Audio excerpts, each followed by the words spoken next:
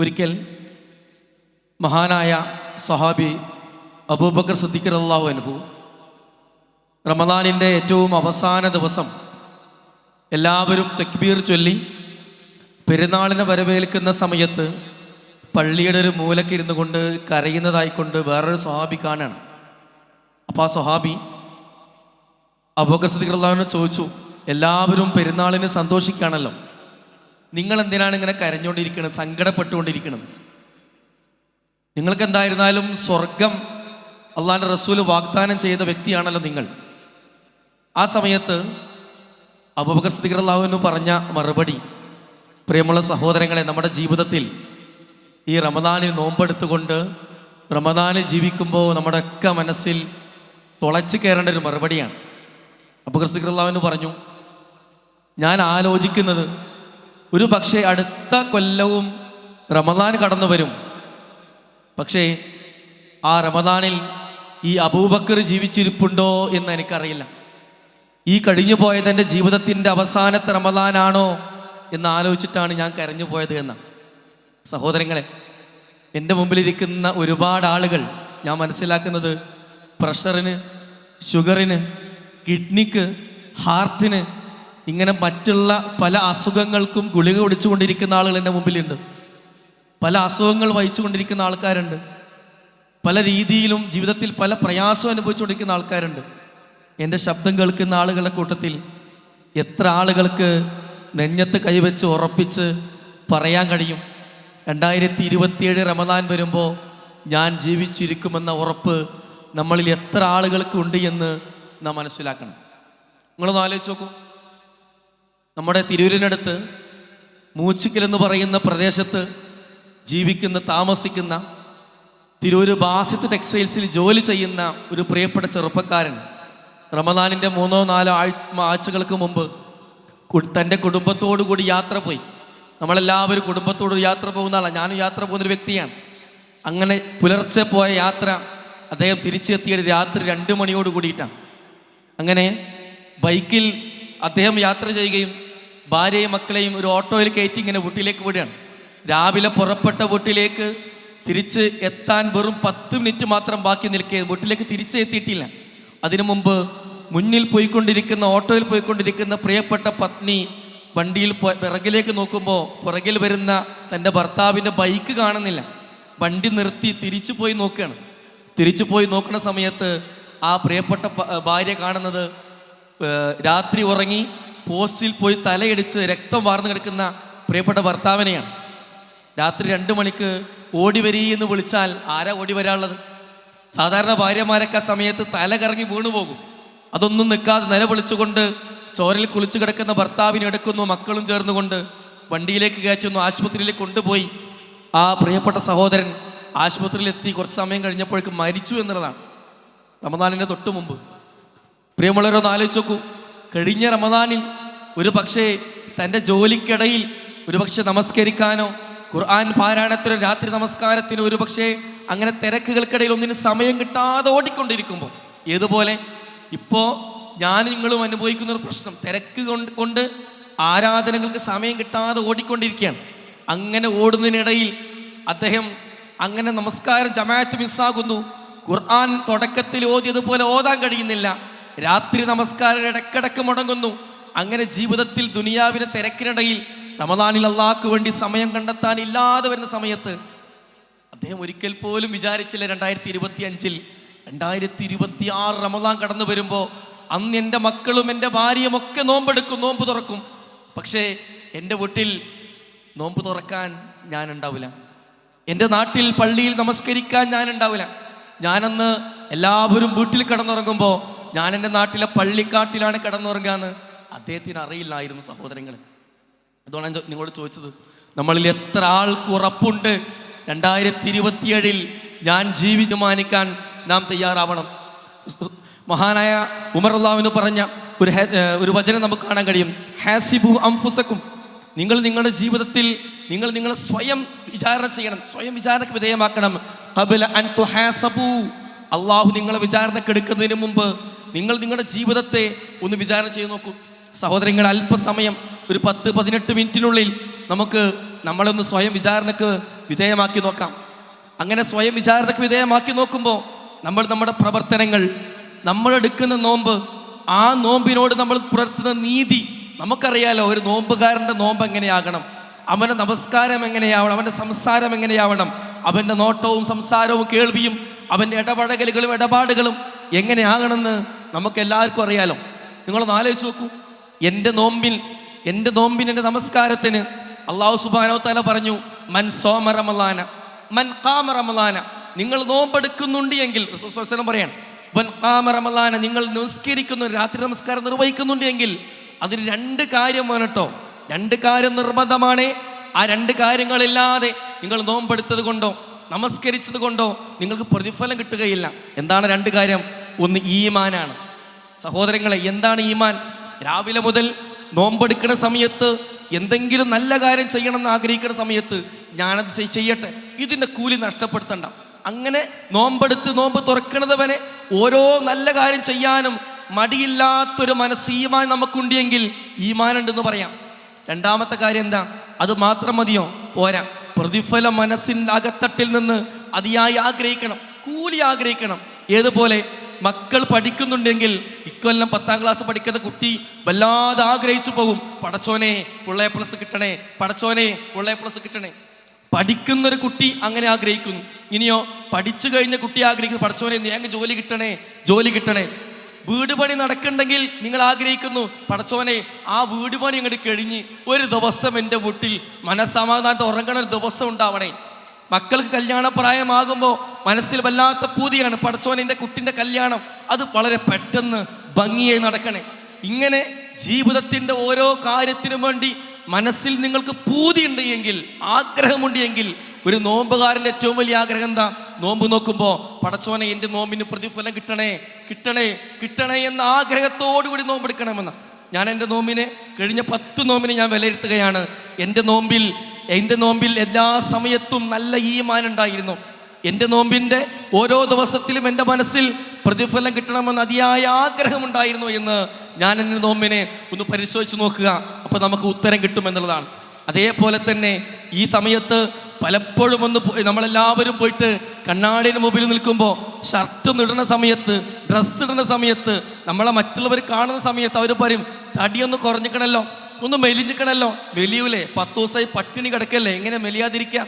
തടി കുറയും, കൊളസ്ട്രോൾ കുറയും, ഷുഗർ കുറയും, ശരീരത്തിൻ്റെ ബാലൻസിങ് വരും, ഒക്കെ ഫിറ്റാകും, ബാഹ്യമായ മാറ്റമുണ്ടായി.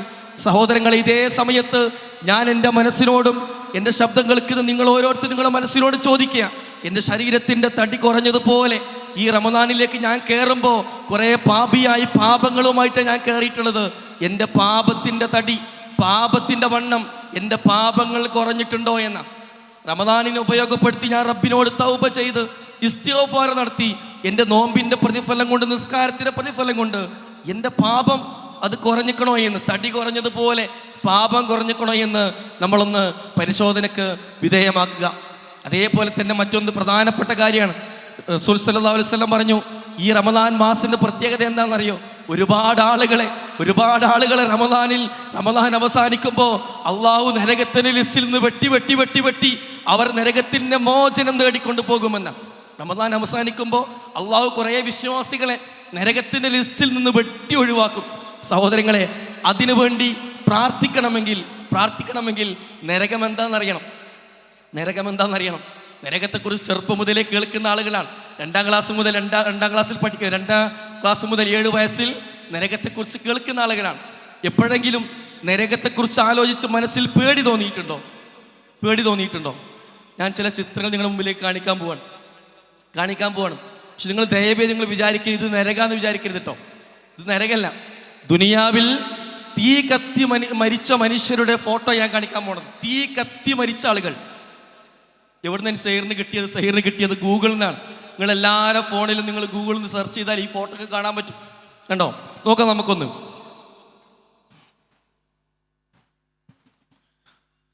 മനുഷ്യന്റെ ശരീരം തീ കൊണ്ട് ഇങ്ങനെ കത്തി വെന്താൽ ഇങ്ങനെ രൂപത്തിൽ ചിലപ്പാവും. ഇത് മറ്റൊരു മനുഷ്യന്റെ ഫോട്ടോയാണ്. തീ കൊണ്ട് കത്തി ഒരു മനുഷ്യന്റെ ഫോട്ടോയാണ്. കത്തി വെന്ത് മരിച്ചൊരു മനുഷ്യൻ. വെന്ത് ശരീരത്തിൻ്റെ ഇറച്ചിയൊക്കെ വറ്റിപ്പോയി അങ്ങനെയുള്ളൊരു മനുഷ്യൻ്റെ ഫോട്ടോ ആണ്. മനുഷ്യൻ്റെ ശരീരത്തിലെ തീ കത്തി കത്തി കത്തി കുടലുള്ളിൽ വെന്ത് പുറത്തേക്ക് വന്നൊരു ഫോട്ടോ ആണ്. ഇതും മറ്റൊരു മനുഷ്യൻ കത്തി വെന്ത് മരിച്ച ഒരു വ്യക്തിയുടെ മയ്യത്താണ്. ഇയാൾ കത്തി കത്തി കത്തി കത്തി കത്തി വെന്ത് ശരീരം ചുരുങ്ങിപ്പോയി. ഞാനൊരു സ്ഥലത്ത് ക്ലാസ് എടുക്കുമ്പോഴേ എന്നോട് പറഞ്ഞു, ശരിക്കും ഞങ്ങളത് ചിത്രം ഒന്ന് മാറ്റിയിട്ടോ, കണ്ണോണ്ട് കാണാൻ വയ്യാന്ന് പറഞ്ഞു. ഞാൻ പറഞ്ഞത് ഞാൻ പിന്നെ AI ചിത്രമല്ല, ഇത് നിങ്ങൾക്ക് ഗൂഗിളിൽ ലഭിക്കുന്ന ചിത്രമാണ്. എൻ്റെ ചോദ്യം ഇതൊന്നുമല്ല. എൻ്റെ ചോദ്യം നിങ്ങളോട്, ഇങ്ങനെ കത്തി കത്തി കത്തി ദുനിയാവിൽ പലരും മരിക്കുന്നുണ്ട്, പല രീതിയിൽ എന്ത് ചെയ്യുന്ന അപകടത്തിൽ മരണപ്പെടുന്നുണ്ട്. എൻ്റെ ചോദ്യം ഇതൊന്നുമല്ല. ഞാൻ നിങ്ങളോട് ചോദിക്കുന്ന ചോദ്യം ഇതേ ഉള്ളൂ. ഉത്തരം നിങ്ങൾ മനസ്സിൽ കണ്ടെത്താം. നിങ്ങൾ ഈ കണ്ട ചിത്രത്തിൽപ്പെട്ട ആളുകൾ ഇങ്ങനെ ശരീരം കത്തി കത്തിയപ്പോൾ ഇവർക്കുള്ള രക്ഷ എന്താണെന്ന് നിങ്ങൾ, ഇവരെല്ലാവരും മരിച്ചുപോയി എന്നുള്ളതാണ് ഇവരുടെ രക്ഷ. ഇവരൊക്കെ മരിച്ചു പോയിക്കണം, ഇവരാരും ജീവിച്ചിരിപ്പില്ല. എൻ്റെ ചോദ്യം ഇതാണ്, ഈ ആളുകൾ ഇങ്ങനെ തീ കത്തി ശരീരം പൊള്ളിയിട്ട് മരിച്ചിട്ടില്ലായിരുന്നുവെങ്കിൽ ഇവരവസ്ഥ എന്താവും? ഇവർ മരിച്ചില്ല എന്ന് വിചാരിക്കാം. ഉണ്ടാവും. പൊള്ളും പോലെ ഒന്ന് പൊള്ളി നോക്കണം. ഷാള് പൊള്ളിയിട്ടേ മേത്തൊട്ടി നോക്കണം. ഉണ്ടാവും. വേദന അപ്പാര തിളച്ച വെള്ളം മേത്ത് കൂടെ പോയി നോക്കണം. അപ്പോഴറിയാതിനെ നീറ്റൽ. സഹോദരങ്ങളെ, അങ്ങനെ സംഭവിക്കുമോ? ചിലരും ചോദിക്കും, അങ്ങനെ സേറെ സംഭവിക്കും. അങ്ങനെ സംഭവിക്കില്ലല്ലോ. അങ്ങനെ സംഭവിക്കും. അങ്ങനെ സംഭവിക്കുന്ന ഒരു സ്ഥലമുണ്ട്. എത്ര കത്തിയാലും മനുഷ്യൻ മരിക്കാത്തൊരു സ്ഥലമുണ്ട് സഹോദരങ്ങളെ. അതാണ് നരകം. അതാണ് നരകം. ആ നരകത്തിൽ നിന്ന് പ്രിയപ്പെട്ടവരെ നമുക്ക് രക്ഷപ്പെടാൻ കഴിയുന്ന വലിയൊരു അവസരമാണ് ഈ റമദാൻ.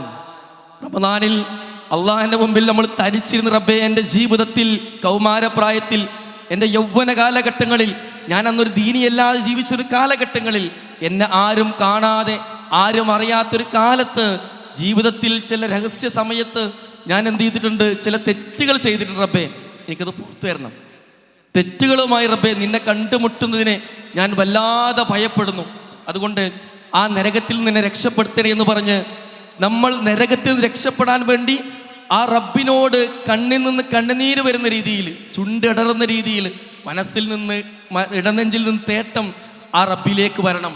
എൻ്റെ ചോദ്യം വീണ്ടും ആവർത്തിക്കുകയാണ്. ഇത്രയും 10 ദിവസം റമദാൻ നോമ്പെടുത്തിട്ട് എനിക്കത് കഴിഞ്ഞിട്ടുണ്ടോ എന്നാണ് ഞാൻ എന്നെ വിചാരണയ്ക്ക് വിധേയമാക്കുന്നത്. ഒന്ന് ആലോചിച്ച് നോക്കൂ. ഞാൻ ഇന്നവരെ നിസ്കരിച്ച എൻ്റെ നിസ്കാരം കൊണ്ട്, എൻ്റെ നോമ്പ് കൊണ്ട് റബ്ബേ ആ നരകത്ത് രക്ഷപ്പെടാൻ എനിക്ക് പറ്റിയിട്ടുണ്ടോ എന്നുള്ളതാണ്. അടുത്ത് നമുക്കറിയാം എന്താ അടുത്ത കാര്യം. ജീവിതത്തിൽ അള്ളാഹു നൽകുന്ന വല്ലാത്തൊരു സമ്മാനമാണ് സ്വർഗം. വല്ലാത്തൊരു സമ്മാനമാണ് സ്വർഗം, അല്ലേ? ആർക്കാ സ്വർഗം നൽകുക? വിശ്വാസികളായ ആളുകൾക്ക്. ഈ നോമ്പും സക്കാത്തും ഒക്കെ കൊടുത്ത് നിസ്കരിച്ച് നല്ലവരായി ജീവിക്കുന്ന നമുക്ക് സ്വർഗം കിട്ടാൻ വേണ്ടിയിട്ടാണ്. ഞാനൊരു ശരാശരി ഒരു മനുഷ്യൻ്റെ നമുക്കിടയിൽ ജീവിക്കുന്ന ഒരു മനുഷ്യരുടെ ജീവിതത്തെ ഒന്ന് ചുരുക്കി പരിചയപ്പെടുത്താം. നിങ്ങൾ ആലോചിച്ച് നോക്കൂ.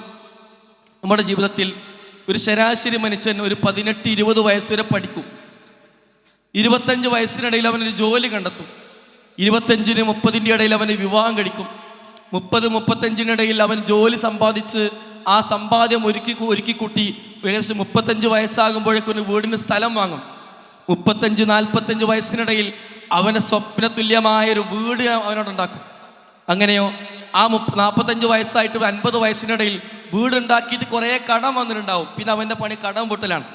50 വയസ്സാകുമ്പോഴേക്ക് അവനേക്കാളും അവൻ്റെ അത്രത്തോളം എത്തി അവൻ്റെ മകനും മകളും വിവാഹപ്രായമായി. പിന്നെ മക്കളെ കെട്ടിച്ചയക്കുക എന്നുള്ള ടെൻഷനാണ്. അങ്ങനെ 55 വയസ്സായപ്പോൾ ഇതിന് മക്കളെ കെട്ടിച്ചയച്ചു.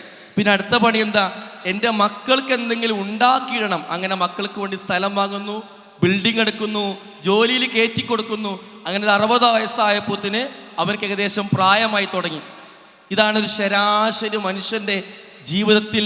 നിങ്ങൾ നോക്കൂ, ഒരു ഡോക്ടർ ചെയ്യണത് ഇതേ പണിയാണ്. ഒരു എഞ്ചിനീയറുടെ പണി എന്താ? ഇതന്നെ. അധ്യാപകൻ്റെ പണി എന്താ? ഇതന്നെ. ഒരു ബിസിനസ്സുകാരൻ്റെ പണി എന്താ? ഇതന്നെ. എല്ലാ ജാതിയിലും എല്ലാ തരത്തിലും ജോലി ചെയ്യുന്നവൻ ഒരു 60 വയസ്സാകുമ്പോൾ ചെയ്യുന്ന പണി ഇതാണ്. പക്ഷെ ഒരു വിശ്വാസ നിലയ്ക്ക് റമദാൻ മാസം നമ്മളൊന്ന് ആലോചിച്ച് നോക്കി. അള്ളാഹ് പഠിക്കാനാണ് ഭൂമിക്ക് പറഞ്ഞേക്കണത്? അല്ല, ദുനിയാവിൻ്റെ ആവശ്യമാണ്. അള്ളാഹ് ജോലി നേടാനാണ് പറഞ്ഞേക്കണത്? അല്ല, ദുനിയാവിൻ്റെ ആവശ്യമാണ്. അല്ല കല്യാണം കഴിക്കാനാണോ പറഞ്ഞേക്കണത്? അല്ല, അത് ദുനിയാവിൻ്റെ ആവശ്യമാണ്. അല്ല വീട് സ്ഥലം വാങ്ങാൻ പറഞ്ഞേക്കണതോ? അല്ല, അത് ദുനിയാവിൻ്റെ ആവശ്യമാണ്. അല്ല വീടുണ്ടാക്കാൻ പറഞ്ഞേക്കണതാണോ? അല്ല, അത് ദുനിയാവിൻ്റെ ആവശ്യമാണ്. മക്കളെ കെട്ടിച്ചേക്കാൻ പറഞ്ഞേക്കണാണോ? അല്ല, അത് ദുനിയാവിൻ്റെ ആവശ്യമാണ്. ഇനിയോ മക്കൾക്ക് സ്ഥലം വാങ്ങിക്കൊടുക്കാൻ വേണ്ടി പറഞ്ഞേക്കണോ? അല്ല, അതും ദുനിയാവിൻ്റെ ആവശ്യമാണ്. പിന്നെ എന്തിനാ ഭൂമിയിലേക്ക് വന്നത്? എന്തിനാ ഭൂമിയിലേക്ക് വന്നത്? അവിടെയാണ് സ്വർഗം കിട്ടുന്ന ആളുകളുടെ ലിസ്റ്റ് അല്ലട്ടു അല്ലേ? സൂറത്തുൽ ബയ്യിനയുടെ ഏറ്റവും അവസാന ഭാഗം അവിടെ അള്ളാഹു പറഞ്ഞു, നിങ്ങൾക്ക് എല്ലാവർക്കും പരിചിതമായിട്ടൊരു ഭാഗമാണ്. വറളു അൻഹു, അവൻ അള്ളാഹു അവരെന്ത് ചെയ്യും? അള്ളാഹു അവരിൽ തൃപ്തിപ്പെടുന്ന ആളാവുന്ന. അവരെ കുറിച്ച് ആലോചിച്ചിട്ട് അള്ളാഹു തൃപ്തിപ്പെടും. റളിയല്ലാഹു അൻഹും വറളു അൻഹു, റളിയല്ലാഹു അൻഹു, അള്ളാഹു അവരിൽ തൃപ്തിപ്പെടുമെന്ന്. എന്ന് വെച്ചാൽ ഈ ഭൂമിയിൽ അള്ളാഹു എന്നെ പറഞ്ഞയച്ചു. ഞാനൊരു ഫക്കീറാണ്, വിദ്യാഭ്യാസമില്ല, വാടക വീട്ടിലാണ്, കടമാണ്, രോഗിയാണ്, കഷ്ടപ്പാടാണ്, ബുദ്ധിമുട്ടാണ്, എന്നും കുട്ടികൾക്ക് അസുഖമാണ്, ഒരു പ്രയാസം ഒഴിഞ്ഞ സമയമേ ഇല്ല. അങ്ങനെ ജീവിക്കുന്ന ഞാൻ ആ കഷ്ടപ്പാടിനിടയിലും അള്ളാനെ ബോധ്യപ്പെടുത്തണമായിരുന്നു. പടച്ചോനെ, ഞാൻ ഈ കഷ്ടപ്പാട് ബുദ്ധിമുട്ടും പ്രാരാബ്ധം നീ തന്നപ്പോഴും ഹറാമിലേക്ക് പോയിട്ടില്ല, വേണ്ടാത്തരം ചെയ്തിട്ടില്ല. നീ ഇഷ്ടപ്പെടുന്നത് പോലെ ഞാൻ ജീവിച്ചിട്ടോ, ഞാൻ നിന്നെ ഇതാ തൃപ്തിപ്പെടുത്തിയിരിക്കുന്നു എന്ന് അള്ളാനെ ബോധ്യപ്പെടുത്താൻ എനിക്ക് പറ്റണമായിരുന്നു. അതിന് അള്ളാനോട് പറഞ്ഞയച്ചത്. ഇനി ഞാൻ വേറെ രീതി എന്ത് പറയാം? ഞാനൊരു ഡോക്ടറാണെന്ന് വിചാരിക്കാം, നല്ല സമ്പന്നനാണ്, എൻ്റെ ഭാര്യയും ഡോക്ടർ, ലക്ഷങ്ങൾ വരുമാനം, വലിയ വീട്, 3-4 കാറുകൾ, കോടികൾ ബാങ്ക് ബാലൻസ്. അതിനിടയിൽ ഞാൻ റബ്ബിനെ ബോധ്യപ്പെടുത്തി, റബ്ബേ ഇത്രയും സുഖമൊക്കെ നീ തന്നിട്ടും ഞാൻ ഹറാമിലേക്ക് പോയിട്ടില്ല കേട്ടോ, വഴിവിട്ട ജീവിതം നയിച്ചിട്ടില്ല, ഞാൻ ശിർക്ക് ചെയ്തിട്ടില്ല, നിന്നെ തൃപ്തിപ്പെടുത്തിക്കൊണ്ട് ഞാൻ ജീവിച്ചിരിക്കുന്നു. സഹോദരങ്ങളെ, എൻ്റെ മുമ്പിലിരിക്കുന്ന ചെറുതും വലുതുമായ എല്ലാവരെയും ബോധ്യപ്പെടുത്താൻ വേണ്ടിയിട്ട് ഗൗരവകരമായ കാര്യം നിങ്ങളെ ശ്രദ്ധയിൽപ്പെടുത്തുകയാണ്. എന്താണെന്നറിയോ? നിങ്ങളൊന്ന് മനസ്സിൽ ചിന്തിക്കുക.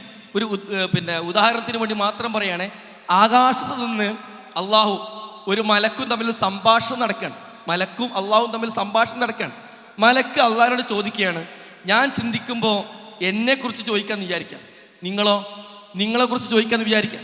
എന്താ ചോദിക്കണത്? മലക്ക് ചോദിക്കണം അള്ളാഹുടെന്ന് വരാം, പടച്ചോനെ ആ നിൽക്കുന്ന ആള്, നിങ്ങളെക്കുറിച്ച് ചിന്തിച്ചാൽ മതി. ആ നിൽക്കുന്ന ആളുടെ ഇത്രയും കാലത്തെ ജീവിതം വെച്ചിട്ട് പടച്ചോനെ നീ അയാളെക്കുറിച്ച് സംതൃപ്തനാണോ? ഇതാണ് ചോദ്യം. അപ്പം അള്ളാഹ് 2 മറുപടി പറയും. അള്ളാഹ് ഒന്നൊക്കെ പറയും, ഞാൻ വളരെ സംതൃപ്തനാണ്, ഞാൻ ഇഷ്ടപ്പെട്ട രീതിയിലാണ്, എന്ത് കഷ്ടപ്പാടുണ്ടായിട്ട് പ്രതിസന്ധി പരീക്ഷണം വന്നിട്ടും അവൾ ജീവിച്ചല്ല, അവൻ ജീവിച്ചത് വളരെ സംതൃപ്തയാണ്, ഞാൻ അവർക്ക് വേണ്ടി സ്വർഗ്ഗം അവിടെ ഒരുക്കി വെച്ചിട്ടുണ്ട്. രണ്ടാമത്തെ അള്ളാഹിൻ്റെ മറുപടി ഇതാണ് കേട്ടോ, ഇത്രയും ദീന മനസ്സിലാക്കാൻ അവസരം ഉണ്ടായിട്ടും, ഞാൻ ധാരാളം അനുഗ്രഹങ്ങൾ കൊടുത്തിട്ടും സുഖങ്ങൾ കൊടുത്തിട്ടും പല പല ക്ലാസ്സുകൾ കേട്ടിട്ടും ഇത്രയും കാലം അവളുടെ ജീവിതത്തിൽ ഒരു സംതൃപ്തി എനിക്ക് തോന്നിയിട്ടില്ല. ആരാധനയിലൊന്നും വേണ്ടത്ര ആത്മാർത്ഥതയില്ല. പലപ്പോഴും ഹറാമ മറ്റുള്ളവർ അറിയാതെ ചെയ്തുകൊണ്ടിരിക്കുന്ന ആളാണ്. എനിക്ക് ഇത്രയും കാലം ഒരു തൃപ്തി തോന്നിയിട്ടില്ല.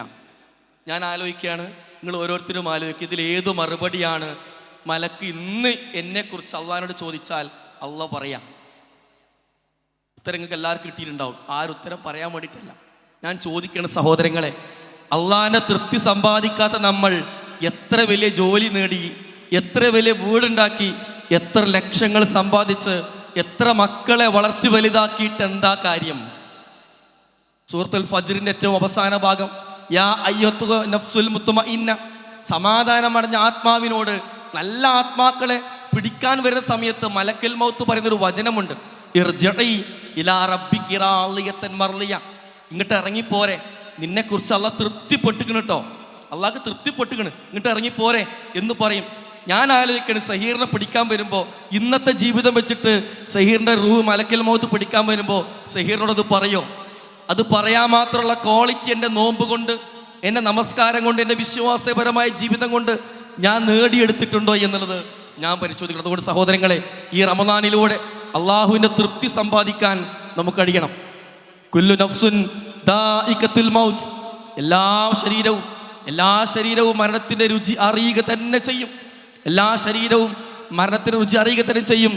ഇന്നമാ തുവഫൗന ഉജൂറക്കും യൗമൽ ഖിയാമ, പരലോകത്ത് അള്ളാഹു നിങ്ങളുടെ ജീവിതത്തിൽ നിങ്ങൾക്കുള്ള പ്രതിഫലങ്ങൾ നൽകപ്പെടും. ഫമൻ സുഹ്സിയ അനിന്നാർ, നമ്മളിപ്പോൾ കണ്ട് മനസ്സിലാക്കിയ ആ നരകത്തിൽ നിന്ന് ആര് രക്ഷപ്പെട്ടുവോ, അതേപോലെ തന്നെ വ ഉദ്ഖിലൽ ജന്ന, സ്വർഗം നേടാൻ പറ്റിയോ ഫഖദ് ഫാസ്, അവൻ മാത്രമേ വിജയിക്കുള്ളൂ. പക്ഷേ അള്ളാഹ് അവിടെ നിർത്തി അള്ളാഹ് നമ്മോട് ഓർമ്മപ്പെടുത്തുകയാണ്, വീണ്ടും വീണ്ടും വീണ്ടും ഓർമ്മപ്പെടുത്തുകയാണ്. അമൽ ഹയാത്ത ദുനിയ ഇല്ലാ മതാഉൽ ഉറൂർ, എന്നാൽ ദുനിയാവ് നിങ്ങളെ പറ്റിക്കും കേട്ടോ. ദുനിയാവിൻ്റെ പിന്നാലെ, പണത്തിൻ്റെ, സുഖത്തിൻ്റെ, രസത്തിൻ്റെ പിന്നാലെ, ആഘോഷങ്ങളുടെ ആർഭാടങ്ങൾക്ക് പിന്നാലെ പോയി നിങ്ങൾ എന്നെ മറക്കല്ല, റമദാനിനെ മറക്കല്ല, നോമ്പിനെ മറക്കല്ല, നമസ്കാരത്തിനെ മറക്കല്ല എന്ന് വീണ്ടും വീണ്ടും ഓർമ്മപ്പെടുത്തുകയാണ്. സഹോദരങ്ങളെ, ഒരു സംഭവം കൂടി പറഞ്ഞുകൊണ്ട് ഞാൻ എൻ്റെ സംസാരം അവസാനിപ്പിക്കുകയാണ്. ഇതൊക്കെ കേൾക്കുമ്പോൾ ഇവിടെ ഇരിക്കുന്ന ചെറുപ്രായത്തിലുള്ള ആളുകളും മുതിർന്ന ആളുകളും ഒരേപോലെ വിചാരിക്കുന്ന ഒരു കാര്യമുണ്ട്, എനിക്ക് ഇനിയും കുറേ കാലം ജീവിക്കാനുണ്ട് എന്നൊരു ധാരണ നമുക്കെല്ലാവർക്കും ഉണ്ട്. ഞാൻ വെറുതെ ചോദിക്കണം സഹോദരങ്ങളെ, വെറുതെ ചോദിക്കുകയാണ്. എൻ്റെ മുമ്പിൽ ശബ്ദം കേൾക്കുന്ന എല്ലാവരും തൻ്റെ മനസ്സിനോടൊന്ന് ചോദിച്ചു നോക്കുക. നിങ്ങൾ ഈ പ്രായത്തിൽ ഇന്നേക്കിന്ന് നിങ്ങൾ മരിച്ചു എന്ന് വിചാരിക്കാം. നിങ്ങൾ ഏറ്റവും അടുത്ത ബന്ധുക്കളെ, ഉമ്മാനെ, ഉപ്പാനെ, ഭാര്യ, ഭർത്താവ്, മക്കളെ നിങ്ങളൊന്ന് മനസ്സിൽ ചിന്തിക്കുക. ആർക്കായിരിക്കും റബ്ബേ ഞാൻ മരിച്ച ഏറ്റവും വലിയ സങ്കടം ഉണ്ടാവുക? പടച്ചോൻ എൻ്റെ ഉമ്മാക്കായിരിക്കോ? ഉമ്മാനെ മനസ്സൊന്ന് ആലോചിച്ച് നോക്കി. പടച്ചോൻ എൻ്റെ ഉപ്പാക്കായിരിക്കും, ഉപ്പാനെ മനസ്സൊന്ന് ആലോചിച്ച് നോക്കി. പടച്ചോൻ എൻ്റെ കുട്ടികൾക്ക് ഞാൻ മരിച്ച സങ്കടം ഒരു കാര്യം ചിന്തിച്ചു നോക്കി നിങ്ങൾ. പടച്ചോൻ എൻ്റെ പ്രിയപ്പെട്ട ഭർത്താവിൻ്റെ മരണം സഹിക്കാൻ പറ്റും? പടച്ചോൻ എൻ്റെ ഭാര്യയ്ക്ക് എൻ്റെ മരണം സഹിക്കാൻ പറ്റും? ഒന്ന് ചിന്തിച്ചു നോക്കി. അങ്ങനെ ഞാനിങ്ങനെ പലപ്പോഴും ക്ലാസ്സിൽ പറയുമ്പോൾ പലരോട് പറയാൻ ഏറ്റവും കൂടുതൽ മറുപടി എന്താ, ചിലർ ഭാര്യ എന്നൊക്കെ പറയും, മക്കളെന്നൊക്കെ പറയെങ്കിലും ഞാൻ കേൾക്കുന്ന ഏറ്റവും കൂടുതൽ മറുപടി എന്താ, അവരെല്ലാവരും എന്നോട് പറയും, ഉമ്മ സഹീറെ ഞാൻ മരിച്ച എൻ്റെ ഉമ്മാക്ക് സഹിക്കാൻ പറ്റൂലോ, അവർ വല്ലാതെ കരയും. ഞാൻ അവരോട് പറഞ്ഞു കൊടുക്കുന്ന മറുപടിയാണ് നിങ്ങൾക്കും അത് പറഞ്ഞ് അവസാനിപ്പിക്കുകയാണ്. എന്താണെന്ന് നിങ്ങൾ ഞാൻ ഉറപ്പിച്ച് പറഞ്ഞുതരാം. നിങ്ങൾ മരിച്ചു, നിങ്ങൾ ഉമ്മ വാവിട്ട് കരഞ്ഞു, നിങ്ങൾ ഉറപ്പിക്കുക. ഉമ്മ ഭക്ഷണം പോലും കഴിക്കാതെ, വെള്ളം കുടിക്കാതെ റൂമിൽ തന്നെ കമിഴ്ന്ന് കിടന്ന് തളർന്ന് ഉറങ്ങിയെന്ന് വിചാരിക്കുക. പക്ഷേ ആ ഉമ്മ നിങ്ങളെ മയ്യത്ത് നിങ്ങളെ വീട്ടിൽ നിന്ന് കൊണ്ടുപോയി 2 ദിവസം കഴിഞ്ഞാൽ ആ ഉമ്മ മെല്ലെ ഭക്ഷണം കഴിക്കാൻ തുടങ്ങും. ഒരാഴ്ച കഴിഞ്ഞാൽ ആ ഉമ്മ മെല്ലെ അടുക്കളയ്ക്ക് ഇറങ്ങും. 1 മാസം കഴിഞ്ഞാൽ ഉമ്മ പുറത്തെ പണിക്കിറങ്ങും. 2-3 മാസം കഴിഞ്ഞാൽ നിങ്ങളെ മറന്നിട്ട് എടുക്ക് നിസ്കരിക്കും, നിങ്ങൾ ഓർത്ത് കരയും. 5-6 മാസം കഴിഞ്ഞാൽ എപ്പോഴെങ്കിലും നിങ്ങളെ ഓർക്കും. എന്താ സൈറജ് അങ്ങനെ പറയാൻ കാരണം? ഒറ്റ കാരണമേ ഉള്ളൂ. ഇതിൽ ഉമ്മ മരിച്ച എത്ര ആൾക്കാരുണ്ടാവും? നിങ്ങൾ ആരെങ്കിലും നിങ്ങളെ ഉമ്മ മരിച്ചത് ഇപ്പോഴും ആലോചിച്ചിരുന്ന് കരയുണ്ടോ? സ്വന്തം നൊന്ത് പ്രസവിച്ച സ്നേഹനിധിയായ ഉമ്മ മരിച്ചതിന് ശേഷം നിങ്ങളെ ഉമ്മാനെ മറന്നില്ലേ? എന്നാൽ നിങ്ങൾ മനസ്സിൽ എഴുതി വെച്ചോളി, നിങ്ങൾ ആർക്ക് വേണ്ടിയിട്ടാണ് ദുനിയാവിൻ്റെ പിന്നാലെ ഓടുന്നത്, അവർ നിങ്ങൾ മരിച്ച് മാസങ്ങൾ കഴിയുന്നതോട് കൂടിയിട്ട് നിങ്ങളെ പ്രിയപ്പെട്ട മക്കൾ, ഭാര്യ, ഭർത്താവ്, ഉമ്മ, ഉപ്പ, ബന്ധുമിത്രാദികൾ, കൂട്ടുകാർ എല്ലാവരും നിങ്ങളെ മറക്കും കേട്ടോ. നിങ്ങളെ മറന്നു പോകും, അത്രയേ ഉള്ളൂ. പിന്നെ നിങ്ങൾക്ക് വേണ്ടി കരയാൻ ആരാ ഉണ്ടാവുക? നിങ്ങൾ മാത്രം. പിന്നെ നിങ്ങൾക്ക് കൂട്ടിന് ആരാ ഉണ്ടാവുക? ദുനിയാവിൽ ചെയ്ത അമല് മാത്രമേ ഉണ്ടാവുള്ളൂ. അതുകൊണ്ട് എനിക്ക് വേണ്ടി എൻ്റെ ഖബറിലേക്ക് എൻ്റെ അമല് മാത്രമേ വരുള്ളൂ. അവിടെയാണ് നമ്മൾ ശ്രദ്ധിക്കേണ്ടത്. യാ അയ്യുഹല്ലദീന ആമനു, അല്ലയോ സത്യവിശ്വാസികളെ, അങ്ങനെ മരിച്ചു പോകേണ്ടി വന്നാൽ കൊണ്ടുപോകാൻ റബ്ബേ എൻ്റെ അടുത്ത് എന്താണുള്ളത്? ഒന്നുമില്ലല്ലോ റബ്ബേ എന്ന് ചിന്തിക്കും. അല്ലാഹ് വീണ്ടും പറഞ്ഞു, വത്തഖുല്ല, നീ അല്ലാഹനെ സൂക്ഷിച്ചോ. ഇന്നല്ലാഹു ഖബീർ ബിമാ തഅമലൂൻ, നീ ചെയ്ത എല്ലാ പ്രവർത്തനവും അല്ലാഹു നാളെ നിന്നെ ബോധ്യപ്പെടുത്തുമെന്ന് അല്ലാഹു എന്ത് ചെയ്യുന്നു? ഉറപ്പെടുത്തുകയാണ്. മഹാനായ അബൂബക്കർ കാരക്കൊന്ന് പറഞ്ഞൊരു വചനത്തോടു കൂടി ഞാൻ എൻ്റെ സംസാരം അവസാനിപ്പിക്കുകയാണ്. ഈ റമദാനിൽ എന്തൊക്കെ ചെയ്തു എന്നതല്ല നമ്മൾ ചിന്തിക്കേണ്ടത്, സത്യത്തിൽ എനിക്ക് എന്തൊക്കെ ചെയ്യാമായിരുന്നു എന്ന് ഞാൻ ആവർത്തിക്കുകയാണ്. ഈ റമദാനിൻ്റെ 10 ദിവസം കഴിഞ്ഞു പോയല്ലോ. റബ്ബേ, ഞാൻ എന്തൊക്കെ ചെയ്തു എന്നതിലല്ല, എനിക്കെന്തൊക്കെ ചെയ്യാമായിരുന്നു റബ്ബേ എന്ന് ആലോചിക്കുമ്പോൾ ഒരു ഉത്തരം നമുക്ക് കിട്ടും. ആ ആലോചനയിൽ നിന്ന് പ്രിയമുള്ളവർ, ഇനി അങ്ങോട്ടുള്ള ജീവിതത്തിൽ ഏറ്റവും ആത്മാർത്ഥമായി ഈ റമദാനിനെയും ഇനി ഞങ്ങളുടെ ജീവിതത്തെയും ശക്തമായി ഉപയോഗപ്പെടുത്തുക. അള്ളാഹു നമ്മെ അനുഗ്രഹിക്കുമാറാവട്ടെ. അസ്സലാമു അലൈക്കും വറഹ്മത്തുള്ളാഹി വബറകാതുഹു.